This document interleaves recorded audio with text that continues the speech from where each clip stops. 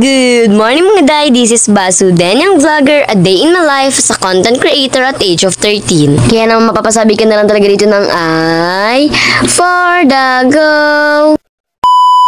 Alam ko nga na marami na sa inyo ang nag-aabang noon nga po palang vlog ko nung nagpa-Manila kami. Kaya naman eto na ngayon, tapusin nyo nga ito hanggang dulo. Mga alas 6 na nga po pala yan ng hapon at eto nga po pala sama-sama na kami dito gawa ng iniintay na nga lang po pala namin dyan yung van. Diba? Tamang chismisa na muna tayo for today's video bago umalis. Mga hindi nga po pala nakakaalam, pupunta po kami ng Manila para nga po pala makapagpa-check up na. Mas mabuti na rin nga talaga na makapagpa-check up na nga ako para hindi na nga talaga nag-overthink itong si mama dahil pabalik-balik nga yung sakit ng tuhod at katawan ko. Sama nga namin for today's video si Basudenya ang win. Grabe naman ang outfit na napaka-aesthetic. Eto nga po pala, dumating na rin nga po pala yung van na nababiyahin na nga po pala kami for today's video. Ayan nga at busy na nga kami yan. Ilagay ito nga po pala mga gamit nun nga po pala sa loob ng van para makabiyahe na rin nga po pala dahil gabi na nga talaga. So nga po palang mailagay lahat nga po pala ng gamit nun sa loob ng van. Eto at bumalik kami dito sa loob ng bahay para makapagdasal na muna bago umalis at bago bumiyahe. So ganyan po talaga kami bago nga talaga bumiyahe. Nagpipray na muna para mas safe nga talaga sa biyahe. Kaya nagsilabasan na rin nga po pala kami dyan para makasakay na nga kami sa loob ng van at para makabiyahe na nga talaga at makarating na rin nga po pala doon. Gabi nga po pala namin naisipan magbiyahe para nga pagkarating nga po pala namin doon talagang mauna nga po pala kami sa pagpapacheck upan. Doon po kasi sa pagpapacheck upan ni first come first serve kaya naman mas maigi na nga na mauna kami kesa naman nga matagalan kami doon. Ito nga po pala nakasakay na nga po pala kami at may kanya-kanyang pwesto na nga kami dyan para naman nga talaga mas maayos nga talaga yung pwesto namin at makatulog nga kami ng mahimbi. Hindi ba mga day, kakasakay ko pa nga lang talaga inaantok na ako kaya naman sabi ko kay tita matutulog nga talaga ako. Gabi naman nga po kasi yung biyahe kaya naman natutulog nga talaga tayo for today's video. Gabi ay nga po pala at nagkatulog na nga talaga ako yan at kinaumagahan naman nga po pala dito na nga po pala kami sa mismo pagpapacheck upan nga po pala. Good morning Manila! Grabe naman. Sabi medyo nakakalungkot lang din nga talaga na isipin nga mga Zay gawa ng first time nga naman makapunta dito sa Manila tapos magpapacheck up at magpapagamot pa talaga. I-manifest na nga agad-agad natin na sa next punta natin dito sa Manila ay mag-enjoy na nga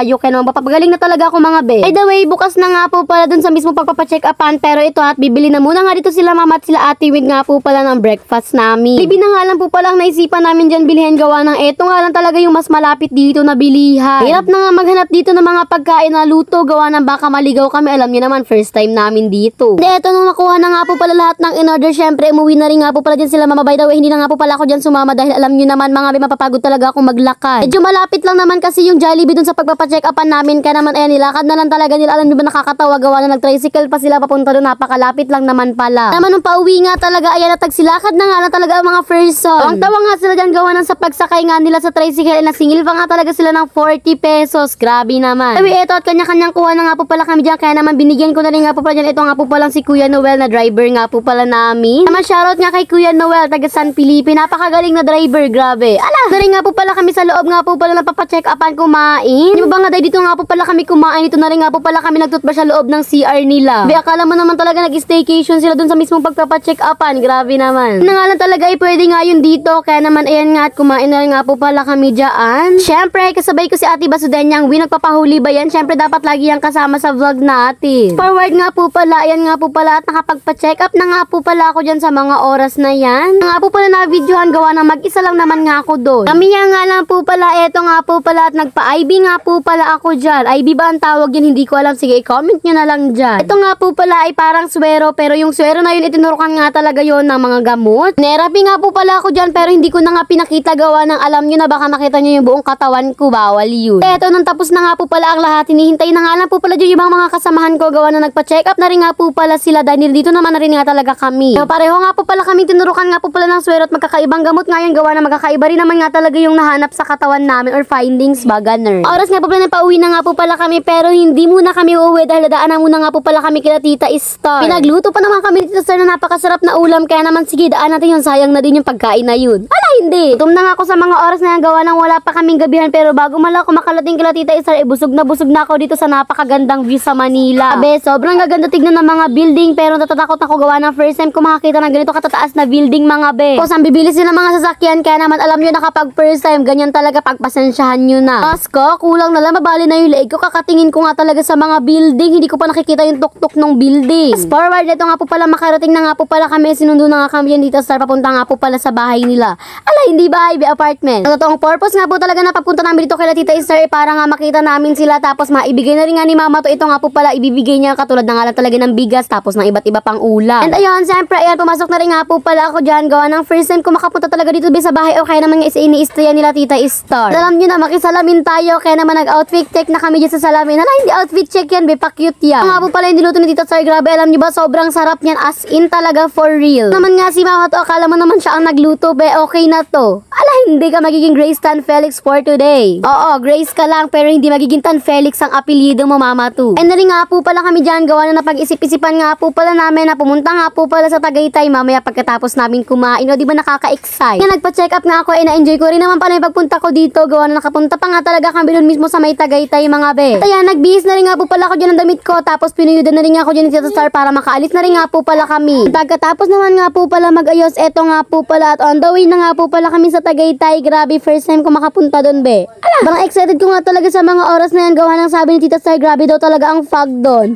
Ala, hindi nyo carry, English yun. At nang makarating na nga kami for the baba ng mga prisoners ko, mga excited pala to. Pero syempre, bago nga ako bumaba, nagsuot na muna ako ng bonnet, gawa ng mga jay, sobrang lamig talaga, as in. Yan naman yung ulap, talagang gumagalaw at sobrang lamig, at yan na nga po pala yung tinatawag na fog. Kung nasa Tagaytay pa lang kami, akala mo naman nakapunta na kami ng Baguio sa sobrang lamig. Kaya nga lang talaga, wala na nga po pala kaming naabutan, nakasarado na nga talaga yung ibang store dito. Alay, store, hindi mag-i-store for today. Naman sana nga makabalik kami dito para makapag-enjoy naman nga kami dito nga pala sa may Skyrun. Picture na muna nga po pala kami dyan, at sobrang lamig talaga, mga jay, hawang nagpipicture kami. Hindi nga po pala namin magpipicture taking nga lang po pala kami for the memories, at hindi na nga talaga kami magtatagal pa dito. Buti na lang, ayoko kasi sumakay sa Ferris wheel kahit na sobrang ganda pa niya, never akong sasakay dyan. Vikings pa nga lang talaga, muntik na nga talaga akong masuka, paano pa kaya dyan sa may Ferris wheel? Naman never ko yan itatry kahit pa sabihin yung libre nyo yan, no talaga. Pabayaran nyo talaga ako ng 2 million or 1 million, sige itatry ko na. Ala, hindi ka magaganon, be.